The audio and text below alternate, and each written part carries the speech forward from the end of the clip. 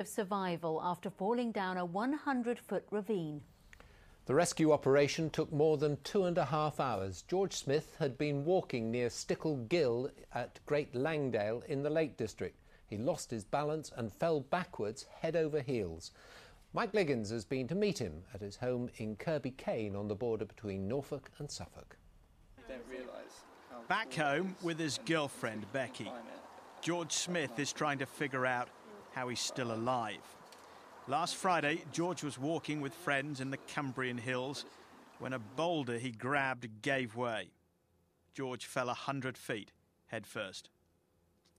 I fell backwards and started to fall downwards head first. I tumbled a few times, 3 or 4 times on my head until I landed on the bottom of a gully. A paramedic and 2 mountain rescue teams found their way to the remote ravine. The fact that I kept smacking my head against rocks and stuff, it didn't hurt like I would imagine it would to hurt. It was when I came to a rest and I realised that I was bleeding lots from my head and my shoulder was in a lot of pain. That's when it hit me that I was in somewhat of difficulty. It was probably a psychological thing to see so many people appear en masse, but the more people arrived, the better I felt, obviously. It felt really good to hear the ambulance, to hear the siren in the valley, because that sort of gives you a bit of a boost. George was airlifted to hospital by a helicopter crew from RAF Bulmer. He had a broken shoulder, broken wrist, and numerous cuts and bruises.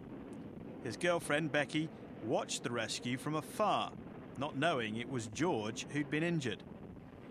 Chris then kind of told us that he was okay, that he'd been airlifted to hospital and had done a few injuries. So how did you react?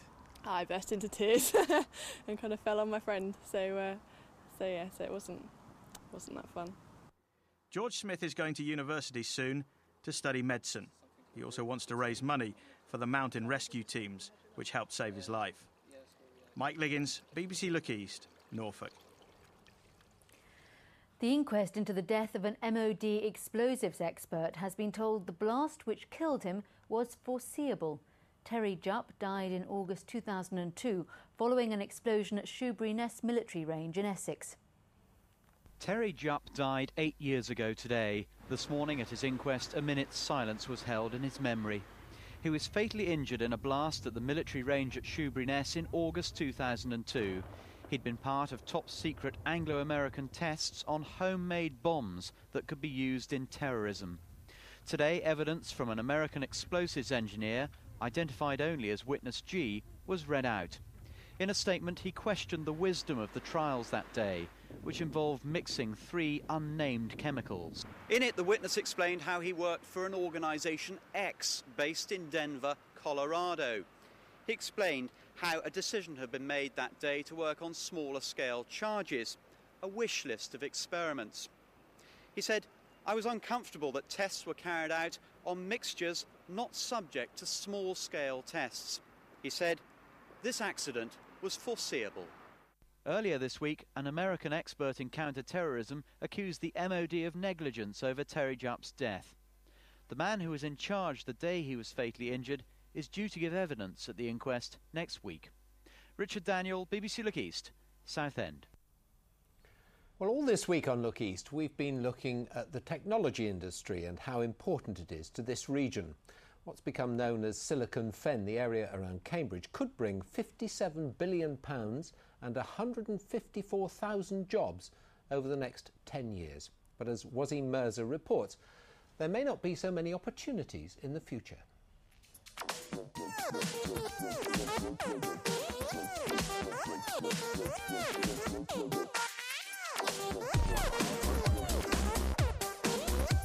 I'm here for the free coffee, Energy Network. Good to meet you. Hi, I'm Ren Shakir. I'm CEO of Cambridge Matrix, and we're a wireless mesh networking company in Cambridge. Ren Shakir is on a high-tech mission.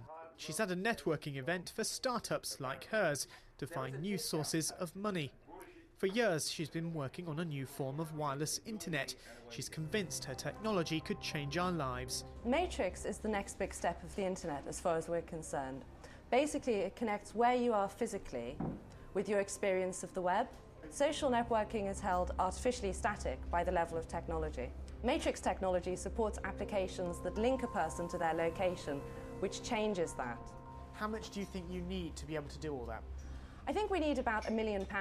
And that's where she could struggle. And she's far from alone. The recession has meant dwindling opportunities for young startups, leaving the outlook for high technology businesses at risk. It has a slightly different effect on the components of the high technology cluster in the eastern region, and particularly the Cambridge area. Firstly, it will affect the university in terms of its revenues and income streams. On the other side, if you look at the high technology businesses, they're the ones that are really likely to suffer at the moment the most in the current recession.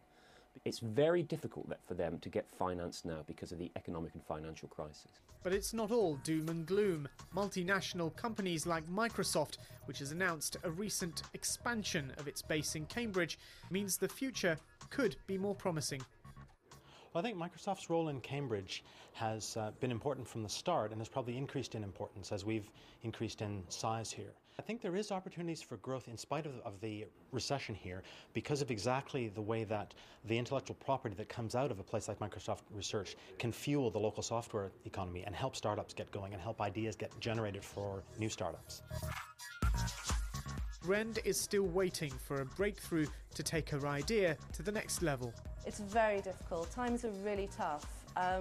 We desperately need the funds in order to manufacture our boxes, in order to lower prices, in order to get it out there globally. It's a challenge she's keen to meet. Wasim Mirza, BBC Look East, Cambridge.